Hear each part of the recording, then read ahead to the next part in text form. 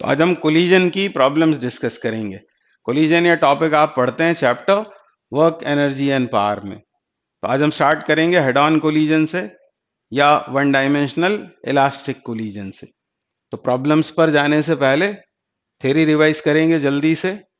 क्या होता है collision? Collision is the interaction between two or more particles where exchange of momentum takes place. आपने पढ़ा हुआ है दो पार्टिकल्स मूव करते हुए एक दूसरे के बहुत पास आते हैं या फिर फिजिकल कांटेक्ट में आते हैं। दोनों पार्टिकल्स एक दूसरे पर लार्ज फोर्सेस एक्सर्ट करते हैं। इन फोर्सेस को कहते हैं इंपल्सिव फोर्सेस। और इन इंपल्सिव फोर्सेस की वजह से दोनों पार्टिकल्स की वेलोसिटीज में मोमेंटम में अब्रप्ट चेंज आ जाता है। इन शॉर्ट हम कह सकते हैं कि इन पार्टिकल्स के बीच होता है एक्सचेंज ऑफ मोमेंटम। ऐसा फिनोमेना कहलाता है कोलिजन। अब कोलिजन में ड्यूरिंग कोलिजन जो फोर्सेस एक्ट करते हैं, जो पार्टिकल्स एक दूसरे पर एक्सर्ट करते हैं, वो लार्ज फोर्सेस, इंपल्सिव फोर्सेस, क्योंकि इंटरनल होते हैं। ऐसा क्यों? जैसे दो पार्टिकल्स कोलाइड हो रहे हैं और दोनों को मिलकर यदि हम हमारा सिस्टम सपोज कर लें तो इंपल्सिव फोर्सेस हो जाएंगे इंटरनल।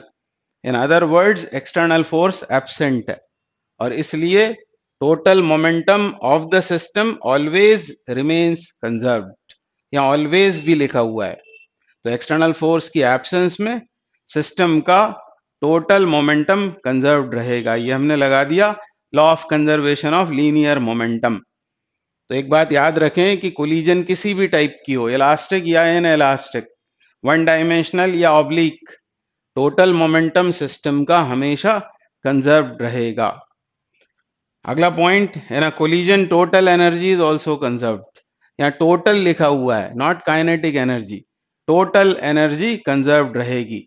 इन अदर वर्ड्स डिसिपेटिव फोर्सेस जैसे फ्रिक्शन हम एब्सेंट मानेंगे। टोटल एनर्जी हमेशा कंजर्व्ड रहेगी। अगला पॉइंट, अब क्लासिफिकेशन कर रहे हैं कोलिजन का। वन डायमेंशनल कोलिजन क्या होती है?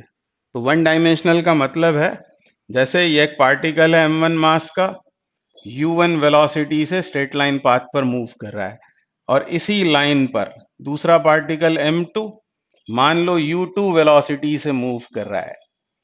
दोनों सेम स्ट्रेट लाइन पाथ पर मूव कर रहे हैं बिफोर कोलिजन और कोलाइड होते हैं। ये कोलाइड होने के लिए क्या होना चाहिए? u1 must be larger than u2, इसकी वेलोसिटी ज्यादा होनी चाहिए। दोनों टकराते हैं और टकराने के बाद यदि सेम स्ट्रेट लाइन पाथ पर मूव करते रहते हैं तो ऐसी कोलिजन कहलाती है वन डायमेंशनल कोलिजन। ये वन डायमेंशनल कोलिजन का कंडीशन है। टक्कर के पहले सेम स्ट्रेट लाइन पाथ और टक्कर के बाद भी सेम स्ट्रेट लाइन पाथ। यह है उनका पाथ। इस लाइन पर वो मूव कर रहे हैं टक्कर के पहले और उसी लाइन पर मूव कर रहे हैं टक्कर के बाद, तब ये कहलाती है वन डायमेंशनल कोलिजन। अब in a collision, if the motion of colliding particles before and after collision are not along the initial line of motion, then the collision is said to be oblique. बस इसमें ऐसा हो जाएगा, मान लो यह है particle m1 मास का, u1 velocity से जा रहा है। ये m2 मास का पार्टिकल मान लो u2 से मूव कर रहा है, ये उनकी वेलोसिटीज। और टक्कर के बाद यदि ये पार्टिकल m1 इधर चला जाता है, मान लो m2 इधर चला जाता है, तब ऐसी कोलिजन कहलाएगी ऑब्लिक कोलिजन। यह है oblique collision.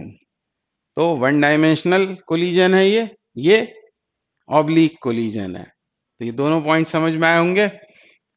In elastic collision both the total momentum and kinetic energy are conserved before and after collision. ये पॉइंट इंपॉर्टेंट है। वन डायमेंशनल तो यहां समझ में आ गया है।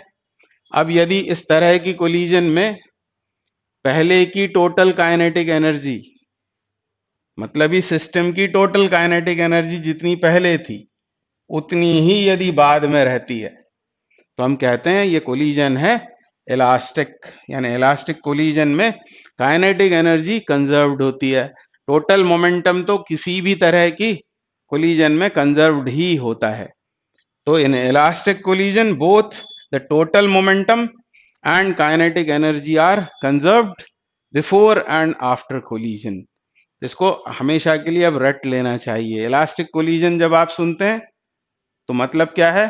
टोटल मोमेंटम कंजर्व्ड होगा, मतलब जितना पहले उतना ही बाद में, और काइनेटिक एनर्जी भी कंजर्व्ड रहेगी, जितनी सिस्टम की पहले थी उतनी ही बाद में रहेगी। ऐसी कोलिजन इलास्टिक कोलिजन कहलाती है। फिर अगला पॉइंट है इन इन इलास्टिक कोलिजन। वो थी इलास्टिक कोलिजन जिसमें मोमेंटम काइनेटिक एनर्जी दोनों कंजर्व थी।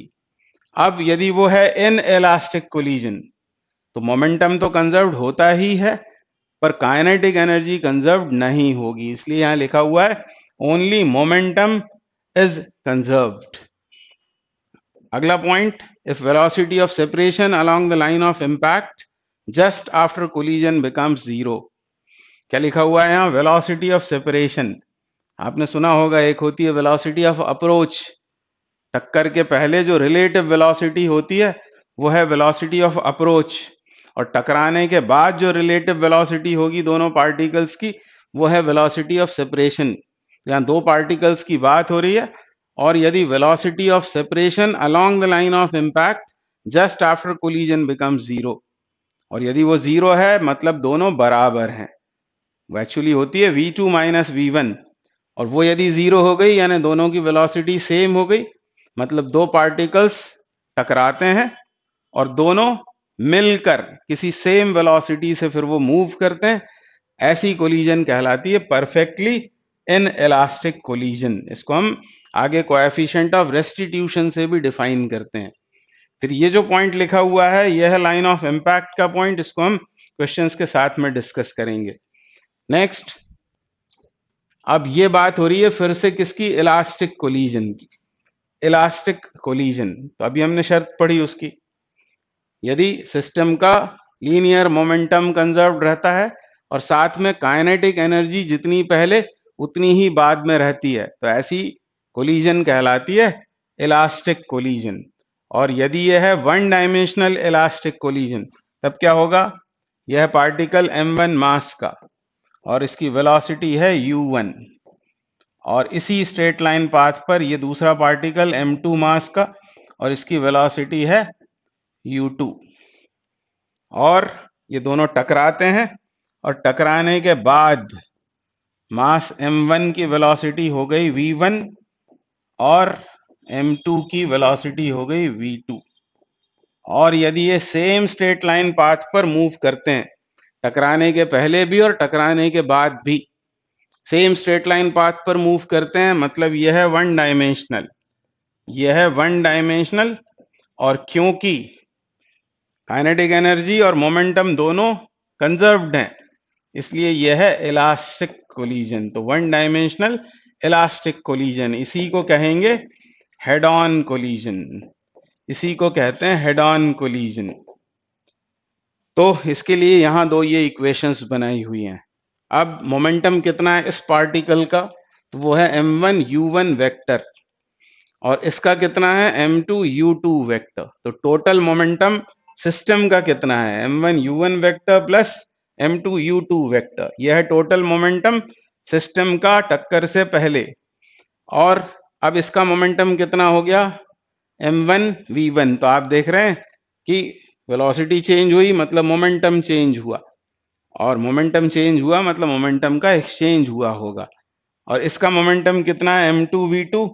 टोटल मोमेंटम अब कितना है? m1 v1 vector plus m2 v2 vector. तो ऐसी इक्वेशन बना लेंगे।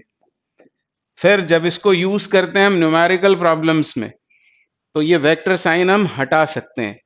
क्यों हटा सकते हैं? क्योंकि आप जानते हैं वन डायमेंशन में डायरेक्शन का काम प्लस माइनस साइन कर देगा।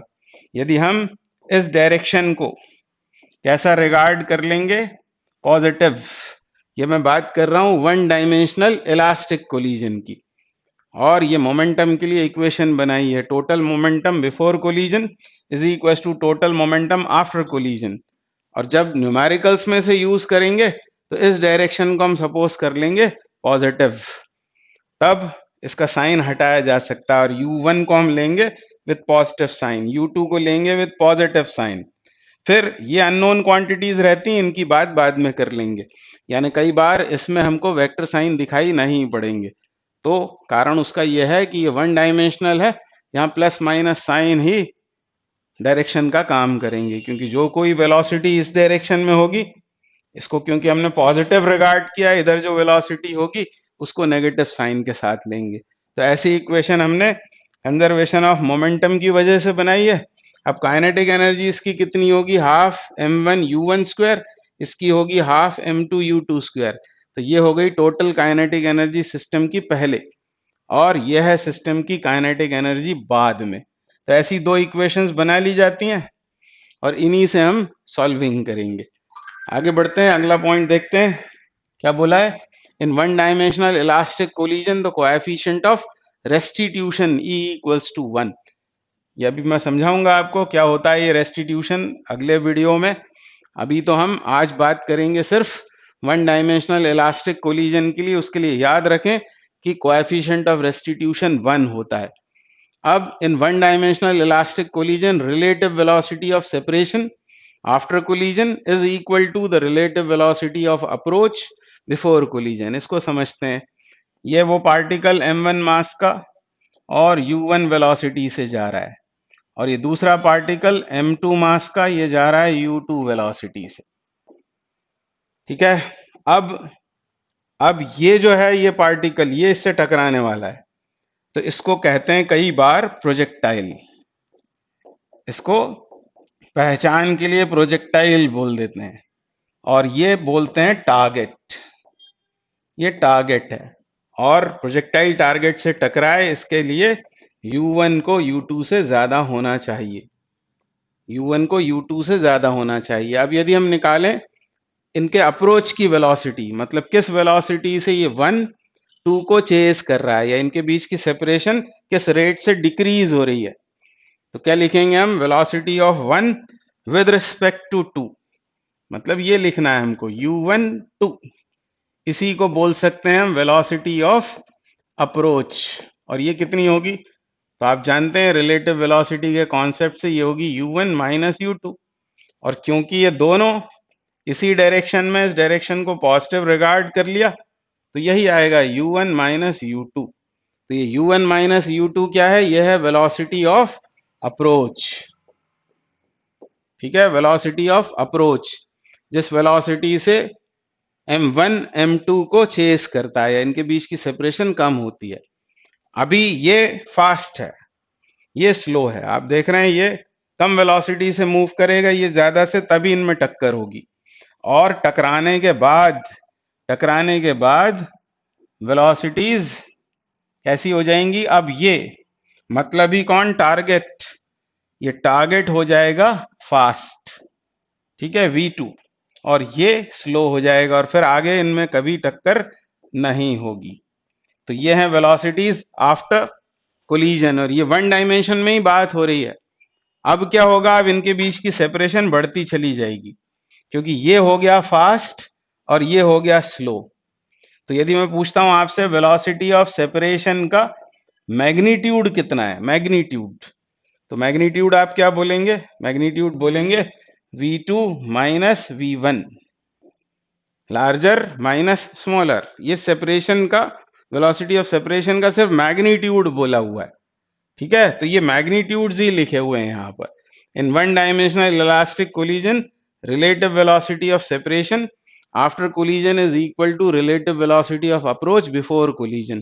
तो ये है सेपरेशन की वेलोसिटी। आप नंबर्स लेकर भी काम करके देख सकते हैं। मान लो मैं बोलता हूं, सपोज फॉर एग्जांपल ये है 10 मीटर पर सेकेंड, ठीक है, और ये है मान लो 5 मीटर पर सेकेंड सपोज। तो ये स्लो है, ये फास्ट है, और इनके बीच की सेपरेशन मान लेते हैं 50 मीटर है। तो ऐसा क्वेश्चन आपने वहां किया हुआ है रिलेटिव वेलोसिटी में। तो यह 10, यह है 5, किस वेलोसिटी से 1 2 को अप्रोच कर रही है, तो ये निकालेंगे u1 minus u2, 10 minus 5 is 5 metre per second, यानी 5 मीटर पर सेकेंड से इनके बीच की सेपरेशन कम हो रही है, तो 10 सेकंड बाद ये इससे टकरा जाएगी और उसके बाद क्या होगा, जैसा हमने कहा था मोमेंटम का एक्सचेंज होता है, ये वेलोसिटीज इंटरचेंज हो जाएंगी।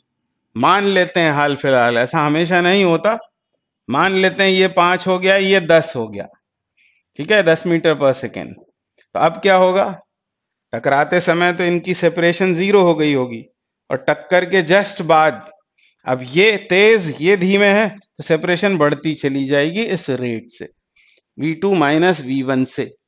तो यहां पर जब भी आप इस इक्वेशन को यूज करें तो यदि ये याद आ जाता है आपको कि टक्कर के पहले ये फास्ट ये स्लो होता है, u1 माइनस u2 होता है वेलोसिटी ऑफ अप्रोच, और टक्कर के बाद टारगेट फास्ट प्रोजेक्टाइल स्लो हो जाता है, यानी v2 माइनस v1 ये होगा वेलोसिटी ऑफ सेपरेशन। कई बार इसमें हमको कंफ्यूजन होता है कि ये v2 माइनस v1 है या v1 माइनस v2 है, तो इस तरह आप उसको याद ला सकते हैं। यहाँ हमने सिर्फ मैग्नीट्यूड लिखा हुआ है और इसका पॉजिटिव आना जरूरी है क्योंकि हमने इस डायरेक्शन को पॉजिटिव रिगार्ड किया हुआ है, तो हो सके तो इसको याद रखना चाहिए। आगे बढ़ते हैं, क्या बोला है, in one dimensional elastic collision formulas for final velocities. तो बात हो रही है वन डायमेंशनल इलास्टिक कोलिजन की, तो क्या याद आना चाहिए, वन डायमेंशन से क्या याद आना चाहिए, टक्कर के पहले सेम स्ट्रेट लाइन पाथ और टकराने के बाद उसी स्ट्रेट लाइन पाथ पर यदि पार्टिकल्स मूव करते हैं तो ये होती है वन डायमेंशनल इलास्टिक कोलिजन। अब यह कौन, प्रोजेक्टाइल, यह है टारगेट, इसकी वेलोसिटी u1, इसकी वेलोसिटी u2 और u1 ग्रेटर देन u2, फिर ये दोनों टकराती हैं और टकराने के बाद सेम स्ट्रेट लाइन पाथ पर मूव करती हैं। m1 मूव करने लगता है v1 से और m2 v2 से। अब m1 m2 u1 u2 हमको पता होते हैं, हमको पता करना होता है v1 और v2, मतलब टारगेट और प्रोजेक्टाइल की वेलोसिटीज आफ्टर कोलिजन। तो v1 v2 के लिए ये फॉर्मूले हम डिराइव करके रख लेते हैं, ये फॉर्मूले तो हमें मालूम होने ही चाहिए, साथ में ये कैसे डिराइव हुए हैं ये भी हमें पता होना चाहिए, क्योंकि कई बार क्वेश्चंस में हम बेसिक जो हमारी इक्वेशंस हैं उनको यूज करते हैं सॉल्विंग के लिए। तो पहली इक्वेशन तो होगी मोमेंटम के कंजर्वेशन से, इसका मोमेंटम हम लिखेंगे m1 u1, इसका momentum m2 u2। Vector sign कैसे गायब हो गया, क्योंकि वन डायमेंशन में बात हो रही है और इस डायरेक्शन को हम लेंगे पॉजिटिव, तो मोमेंटम इसका भी पॉजिटिव इसका भी पॉजिटिव, क्योंकि वेलोसिटीज पॉजिटिव है और फिर सेम स्ट्रेट लाइन पाथ पर ये मूव कर रही है दोनों इधर ही, और इसलिए m1 v1 plus m2 v2 ये है total momentum of the system after collision. तो इस तरह मोमेंटम की एक इक्वेशन बनेगी। अब कई बार क्वेश्चंस में इनको ऑपोजिट डायरेक्शन में चलाते हैं, तब फिर उस पर्टिकुलर वेलोसिटी को, जैसे ये इधर जा रहा है ये इधर, तो इसकी वेलोसिटी जो इधर है उसे हम नेगेटिव साइन के साथ सब्स्टिट्यूट कर लेंगे बाद में फाइनल फॉर्मूले में। तो ये दिखने में भले ही आपको दिख रही है स्केलर इक्वेशन, पर एक्चुअली ये है वेक्टर इक्वेशन और हमने इस डायरेक्शन को सपोज कर लिया है पॉजिटिव। ऐसा हम क्वेश्चंस में भी करेंगे। तो ये मोमेंटम के लिए इक्वेशन बना। अब काइनेटिक एनर्जी के लिए बनाए तो m1 u1 square plus half m2 u2 square is equal to half m1 v1 square plus half m2 v2 square. तो इसमें से हाफ तो कॉमन आकर कैंसिल हो जाएगा और फिर 1 वालों को अलग कर लेंगे, 2 वालों को अलग कर लेंगे, ये भी याद रखें। और फिर क्या है, इनके इसको क्या करेंगे, u1 वालों को अलग करेंगे, आई मीन 1 वालों को 2 वालों को अलग करेंगे, इसमें भी डिवाइड कर देंगे इन इक्वेशंस को, तब फिर वो आता है वेलोसिटी ऑफ सेपरेशन बोलें is equal to velocity of approach. Actually आता वो ऐसा है डिराइव होने के बाद, माइनस साइन के साथ यहाँ आएगा v1 माइनस v2। तो वो सब कंफ्यूजन छोड़ के एक कुछ आप याद रख लें, ये इक्वेशन 3 हो जाएगी, ये इक्वेशन 3 हो जाएगी, ठीक है। तो इन्हीं से हम प्रॉब्लम्स की सॉल्विंग करते हैं। अब इन फॉर्मूलों को याद रखने का तरीका देख लेते हैं। v1 क्या है, तो v1 है प्रोजेक्टाइल, प्रोजेक्टाइल की बाद की वेलोसिटी, और v2 क्या है, टारगेट की बाद की वेलोसिटी। ठीक है, इसको कैसे याद रखना है, ऐसे याद रखना आप कि देखो दो ब्रैकेट्स होते हैं दोनों फॉर्मूलों में, मैं ऐसे याद रखता हूं, आपका तरीका कोई और हो सकता है। तो देखिए आप, दो ब्रैकेट्स होते हैं u1 u1 u2 u2, मतलब जब ये फॉर्मूला आप रिप्रोड्यूस करें, एग्जाम में लिखें, तो जैसे v1 लिखना है तो पहले आराम से, जल्दबाजी ना करके आराम से पहले ऐसे दो ब्रैकेट्स बना लें, है ना। जल्दी करने से कुछ नहीं होगा, जल्दी करने से गलती हो सकती है, और आदत हो जाएगी तो फिर आपका पेन ही उसे लिखने लगेगा, फिर आपको सोचना भी नहीं पड़ेगा ज्यादा। एक तो दो ब्रैकेट्स होते हैं, यहाँ u1 यहाँ u2, मैं v1 की बात कर रहा हूं। दोनों में डिनोमिनेटर में क्या आता है, m1 प्लस m2, बल्कि आप दोनों फॉर्मूले में देख लें तो ये तो कॉमन बात है। देख रहे हैं आप, दो ब्रैकेट्स आते हैं दोनों में, यहाँ u1 यहाँ u1 यहाँ u2 यहाँ u2, और सबके डिनोमिनेटर में m1 प्लस m2, मतलब यहाँ तो गलती नहीं होगी। फिर जब आप v1 लिख रहे होंगे ना, तब यहां लिख लेना आप m1 माइनस m2, किसके साथ, u1 के साथ, और यहां आएगा इसी का भाई, मतलब m2, यानी 2m2। ये देखो आप, 2m2 इस जैसा यहां आएगा, ठीक है, और इस जैसा यहां आएगा, ऐसा हो गया। और फिर एक बात ध्यान रख लेना कि अब ये इंटरचेंज हो जाते हैं, ये जो कोएफिशिएंट्स हैं u1 u2 के, ये आपस में बदल जाते हैं। तो जब आप v2 लिख रहे होंगे तो फिर से दो ब्रैकेट बनाना, u1 u2 लिखना, डिनोमिनेटर में m1 प्लस m2 लिखना, और इस जैसा यहां आएगा, मतलब 2m1 आएगा, और ये आएगा यहां पर, यहां m2 माइनस m1 हो गया। है तो बड़ा कंफ्यूजिंग, पर हो सके तो याद रखें तो बहुत अच्छा होगा। ये फॉर्मूलों पर भी क्वेश्चंस आते हैं, डायरेक्ट वैल्यू सब्स्टिट्यूट करके भी क्वेश्चंस आते हैं, और यदि कभी भूल गए तो फिर यहां आना पड़ेगा आपको, इन तीनों इक्वेशंस में आना पड़ेगा। ये मोमेंटम का कंजर्वेशन, ये काइनेटिक एनर्जी का कंजर्वेशन, और इन्हीं दोनों से ये निकला है फॉर्मूला, जिसको याद रखने का तरीका मैंने आपको बताया। वेलोसिटी ऑफ सेपरेशन का मैग्नीट्यूड इज इक्वल टू, यह है वेलोसिटी ऑफ अप्रोच का मैग्नीट्यूड, या फिर ऐसा भी कहीं लिखा हुआ आपको मिल जाएगा ये। और ये आए कैसे हैं ये दोनों, इसमें कोई बहुत मुश्किल काम नहीं है। ये जो इक्वेशन है ये वाली, इसमें ये दो अननोन्स होते हैं एक्चुअली।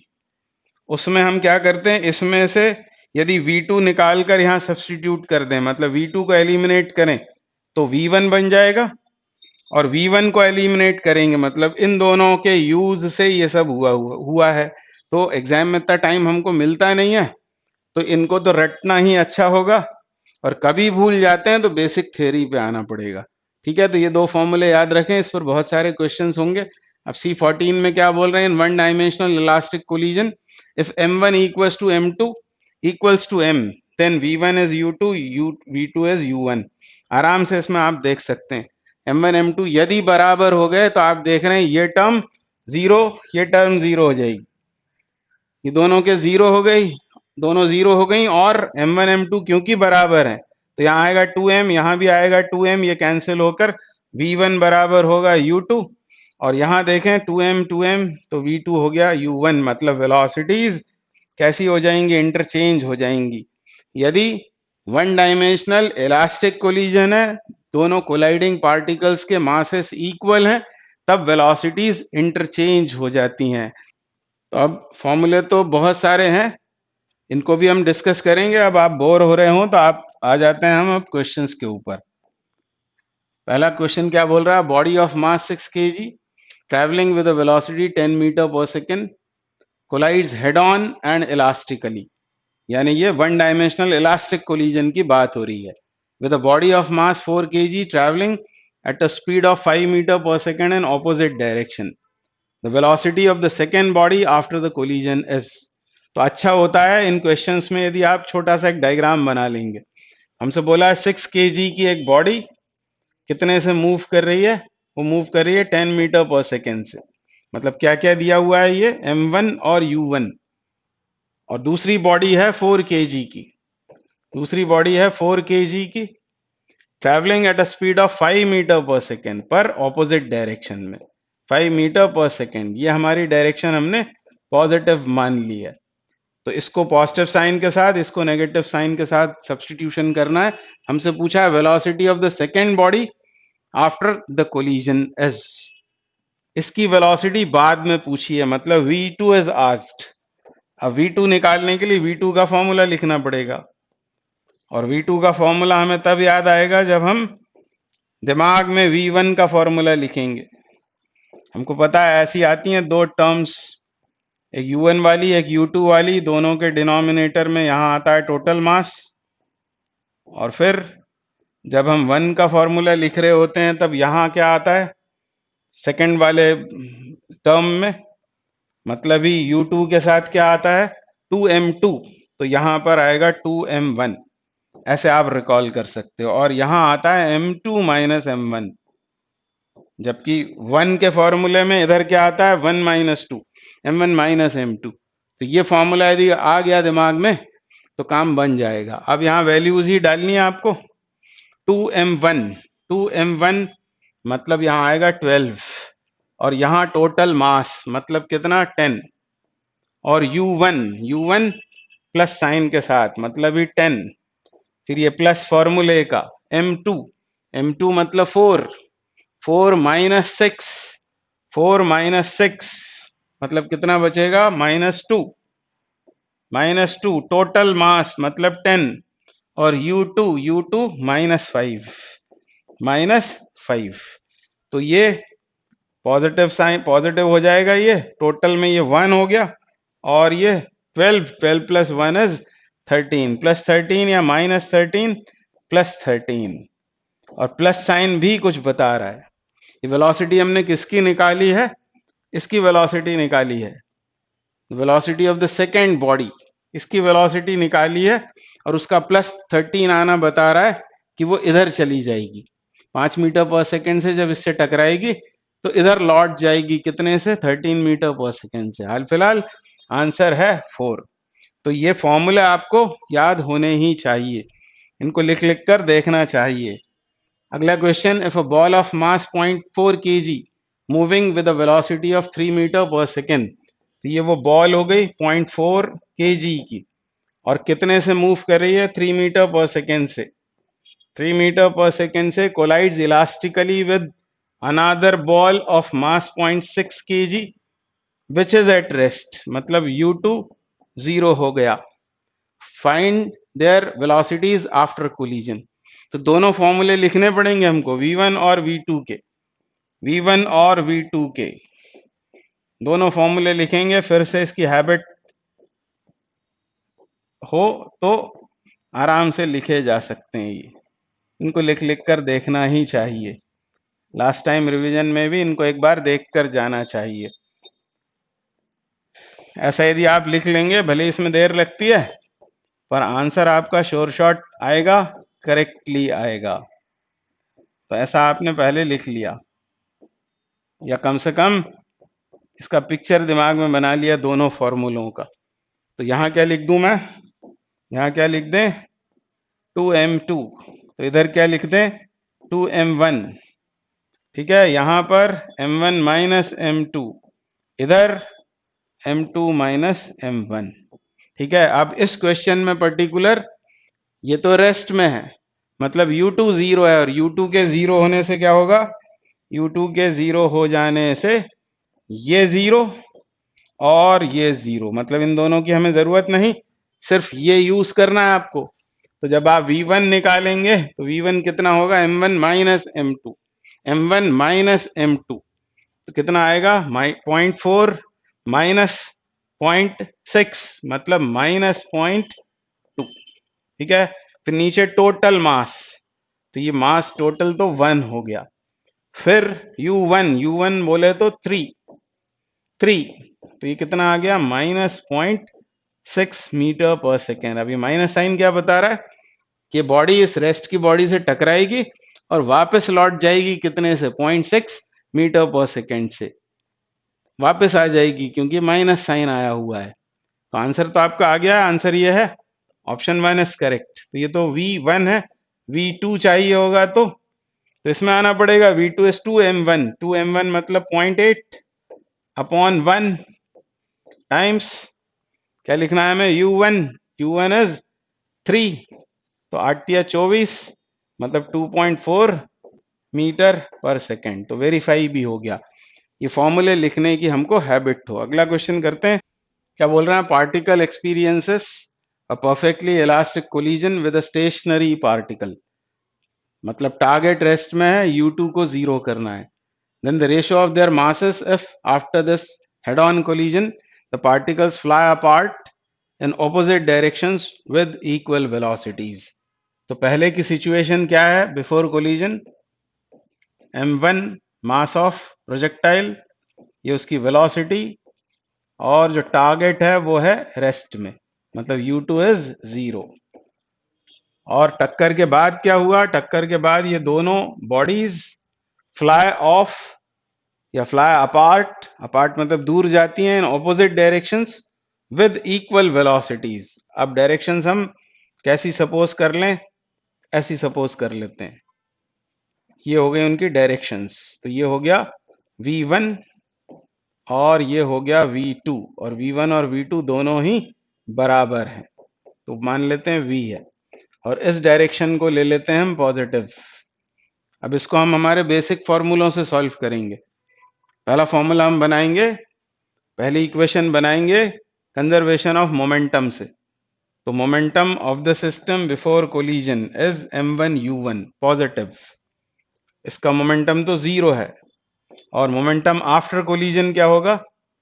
m1 और वेलोसिटी v, डायरेक्शन ये है तो माइनस साइन लगा देंगे, और इसका मोमेंटम कितना होगा? पॉजिटिव होगा, m2 v के बराबर। तो ऐसी एक इक्वेशन बनेगी। और एक इक्वेशन और बनाते हैं।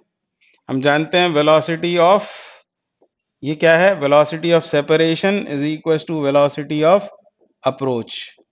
तो ये u1 और ये तो जीरो हो जाएगा, और इधर v2, v2 मतलब ये पॉजिटिव और v1 नेगेटिव, तो माइनस माइनस v यानी v, यानी u1 इज 2v। ये हमको एक रिलेशन यहां से मिल गया, और इसको यहां पर यूज कर लेंगे। इसको यहां यूज कर लेते हैं। m1 u1 is equal to, अब यहां v कॉमन आ जाएगा, अंदर क्या बचेगा? m2 माइनस m1, और v की जगह हम क्या डाल सकते हैं? v की जगह u1 बाय 2। तो ये u1 कैंसिल आउट, 2 का हुआ क्रॉस मल्टीप्लीकेशन, 2m1, यहां मैंने कुछ गड़बड़ की है, ये 1 है, तो 2m1 is equal to m2 minus m1। तो ये हो गया 3m1 is equal to m2, and so m1 by m2, यही चाहिए हमें रेशो। तो m1 बाय m2 हो गया 1/3, यानी 1:3, and so option 1 is correct. तो कहने का मतलब यह है कि वो स्टैंडर्ड फॉर्मूले तो काम आते ही हैं, और कई बार हमको बेसिक थ्योरी पर जाना पड़ता है। कुल मिलाकर याद रखें कि वन डायमेंशनल इलास्टिक कोलिजन में मोमेंटम कंजर्व्ड होता है, काइनेटिक एनर्जी कंजर्व्ड होती है, velocity of separation velocity of approach के बराबर होता है। कभी यहाँ यदि माइनस साइन दिखता है तो समझ जाना कि वो ऐसा लिखा हुआ है, u1 minus u2 equals to with minus sign v1 minus v2। ठीक है, यानी ये भी गलत नहीं है और वो भी गलत नहीं है, पर ये जल्दी याद आ जाता है। तो v2 minus v1 is equal to u1 minus u2। तो इसका आंसर है 1:3। अगला क्वेश्चन करते हैं। क्या बोल रहे हैं? Body of mass 1 kg makes an inelastic collision with another body at rest and continues to move in the original direction after collision with velocity equal to 1/5 of its original velocity. एक body है 1 kg मास की, 1 kg मास की एक body है, और ये elastically collide होती है दूसरी किसी बॉडी से जो रेस्ट में है, मतलब u2 इज 0, टारगेट की वेलोसिटी 0, और इसकी वेलोसिटी है मान लो u, u1 इज u। और फिर क्या होता है? टकराने के बाद अपनी ओरिजिनल डायरेक्शन में ही ये मूव करती है विद ओरिजिनल वेलोसिटी का 1/5। हमको क्या बताना है? Find mass of the second body, ये हमको फाइंड आउट करना है m2। m2, ठीक है। m1 तो 1 kg दिया हुआ है, m2 हमको फाइंड आउट करना है और इसकी वेलोसिटी है v2। ये टक्कर के पहले की बात, ये टक्कर के बाद की बात। अब इक्वेशंस बनाते हैं, मोमेंटम लिखें इसका। क्या हो जाएगा ये 1 इंटू यू, इस डायरेक्शन को पॉजिटिव रिगार्ड करके ये हो जाएगा u, इसका मोमेंटम 0 और बाद में मोमेंटम कितना होगा, ये फिर से 1 है, ये हो जाएगा u/5 पॉजिटिव साइन के साथ। इसका साइन हमको नहीं पता तो अननोन को साइन नहीं देंगे, क्या लिख लेते हैं यहाँ हम लिख लेंगे m2 टाइम्स v2, तो प्लस m2 v2, ऐसी एक इक्वेशन बन गई। अब वो लगा देते हैं वेलोसिटी ऑफ अप्रोच, वो क्या हो जाएगा un माइनस u2 और इधर हो जाएगा ये v2 माइनस u/5। तो ये v2 निकल आएगा इस तरह से, यहां से v2 निकल आएगा, v2 होगा u प्लस u/5 यानी 6u/5 ये आ जाएगा। और उसको यहां पर सब्स्टिट्यूट कर लेते हैं, u/5 तो था ही, plus v2 is 6u/5 times m2 is equal to u। तो u तो कट रहा है तीनों तरफ से, तीनों टर्म्स में से 5 एलसीएम आके क्रॉस मल्टीप्लाई होगा 5, यहां बचेगा 1 प्लस 6m2, ये 1 उधर ले जाएं तो ये होगा 4 equals to 6m2 and m2 is 4/6 that is 2/3 kilogram. This is the answer. तो पिछले दोनों क्वेश्चन में हमने क्या किया, एक बार मोमेंटम से एक इक्वेशन बनाया और ये लिख लिया हमने कोएफिशिएंट ऑफ रेस्टिट्यूशन से, या velocity of approach is equals to velocity of separation. ऐसी दो इक्वेशंस बनाकर भी आराम से सॉल्विंग हो जाती है, पर उन फॉर्मूलों को आप कम मत समझना, वो फॉर्मूले भी कई बार काम आते हैं। अगला क्वेश्चन क्या है, sphere of mass 0.3 kg moving with velocity of 4 metre per second collides with another sphere of mass 0.5 kg which is at rest. फिर से वैसी बात कर रहे हैं बार बार। और एक बात आप देख रहे होंगे कि इसमें कभी प्रोजेक्टाइल रेस्ट में नहीं होगा, प्रोजेक्टाइल रेस्ट में हुआ तो फिर टक्कर ही नहीं होगी। तो ऐसे ही क्वेश्चन आएंगे, आए तो यह है 0.3 kg moving with a velocity of 4 meter per second, 4 meter per second, collides with another sphere of mass 0.5 kg at rest, u2 is 0, ये टक्कर के पहले। assuming the collision to be elastic, their velocities after the impact are। तो इसमें अच्छा होगा यदि आप वही फॉर्मूला लगा लें। कौन सा फॉर्मूला, v1 का और v2 का, इक्वेशंस जो आपने रटी हुई हैं, ऐसे दो ब्रैकेट, एक u1 वाला ब्रैकेट, और ये मेरा तरीका है, आपका तरीका कुछ और हो सकता है, और कोई तरीका हो सकता है आपका इसको लिखने का। मैंने ऐसे याद रखा है इसे, और मेरे से गलती होने पर बच्चे ही बता देते हैं, पर यहाँ अभी कोई नहीं है क्लास में, हो सकता है कुछ गड़बड़ हो जाए तो आप संभाल लेना। m1 प्लस m2 और ये m1 प्लस m2। फिर क्या करना होता है, यहाँ लिख लेते हैं हम 2m2 इसी का भाई, और यहाँ इसका भाई 2m1, फिर यहाँ m1 माइनस m2 और इधर m2 माइनस m1। और अच्छी बात यह है कि टारगेट है रेस्ट में, और उसके रेस्ट में होने से u2 0, यानी ये भी टर्म 0 और ये भी टर्म 0, मतलब बात इसकी करनी है। अब v1 निकालते हैं। v1 निकालने के लिए किस किस चीज की जरूरत है हमें, दोनों मासेस और पहले की velocity. m1 minus m2, 0.3 minus 0.5, ऐसा ना सोचें कि लार्जर माइनस स्मॉलर, ऐसा नहीं, जो यहाँ लिखा है वही वैल्यूज पुट करनी है। 0.3 माइनस 0.5 यानी एक तो माइनस आएगा और 0.2 आएगा, ठीक है। नीचे आता है टोटल मास, तो ये हो गया 0.8 इंटू वेलोसिटी 4, ये कितना हुआ, -1 मीटर पर सेकेंड। तो आपको v1 मिल गया। आंसर तो यही है, यही मैच हो रहा है, यानी v2 आना चाहिए हमारा 3। देखते हैं v2 2m1 मतलब 0.6, 2 into 0.3 0.6 upon total mass is again 0.8 into u1, u1 is 4, ये कितना हुआ, ये हुआ 24, ये डेसिमल हट जाएगा, 4 दूनी 8 तो 3 आ गया, ये 3 मीटर पर सेकेंड, तो ऑब्वियसली आंसर इज 2। अगला क्वेश्चन करेंगे, क्या बोल रहे हैं, steel sphere of mass 100 gram moving with a velocity of 4 metre per second collides with a dust particle elastically moving in the same direction with a velocity of 1 meter per second.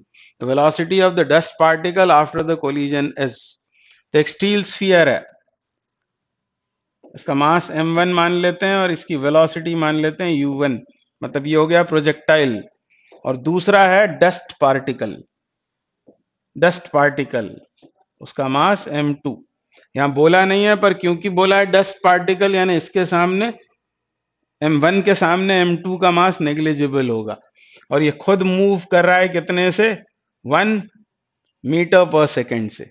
हमको बताना है dust particle की velocity after collision, तो मतलब हमको क्या find out करना है, हमको फाइंड आउट करना है v2, v2 टारगेट की वेलोसिटी आफ्टर कोलिजन। तो दो टर्म्स यहाँ आएंगी, एक u1 वाली और एक u2 वाली, दोनों के डिनोमिनेटर में m1 प्लस m2 आएगा। ये मैं आपको याद दिला रहा हूं कैसे वहां एग्जाम में हमको इसे रिकॉल करना है, ऐसा होगा। और फिर यहां पर जब आप 1 लिख रहे थे तो इधर जो कुछ आता है वो उस जैसा यहां आएगा, मतलब इसका भाई मतलब 2m1 और इधर आएगा m2 माइनस m1, ऐसे ये याद रहेगा, आखिरी दिन भी इसको देखना पड़ेगा आपको। अब क्या करना है, अब वैल्यू सब्स्टिट्यूट करना है, पर उसके पहले इन दोनों में रिलेशन क्या है, m1 और m2 में, तो m1 is too much greater than m2, तो यहां पर तो m1 आ रहा है ना, बहुत बड़ी क्वांटिटी है, उसका 2 टाइम्स 2m1 ही लिखते हैं उसे, पर नीचे बहुत बड़े मास में एक छोटा सा मास ऐड कर रहे हैं तो इसे इग्नोर भी कर सकते हैं, वी कैन राइट m1, ठीक है। और यहाँ वेलोसिटी इसकी इस स्टील स्फीयर की 4 मीटर पर सेकेंड, ये दे रखी है हमको 1 मीटर पर सेकेंड, ये दे रखा है 4 metre per second, 4 metre per second, और इसका मास दे रखा है 100 ग्राम, और इसका मास नहीं बताया डस्ट पार्टिकल का, पर बोला हुआ पार्टिकल मतलब before m1 m2 is negligible, तो ऐसा सब हो गया।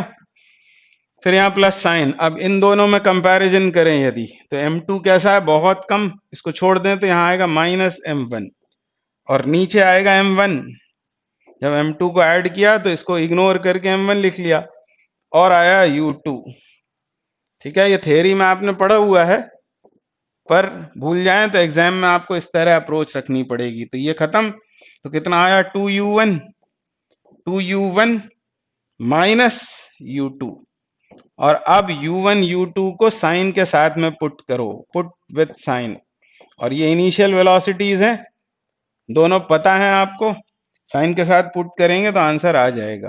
तो 2u1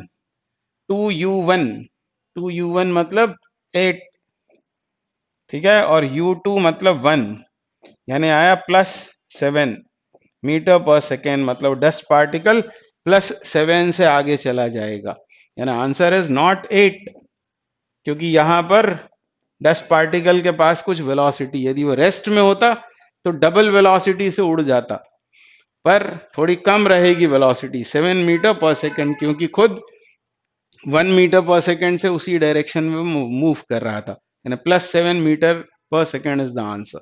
अगला क्वेश्चन करेंगे,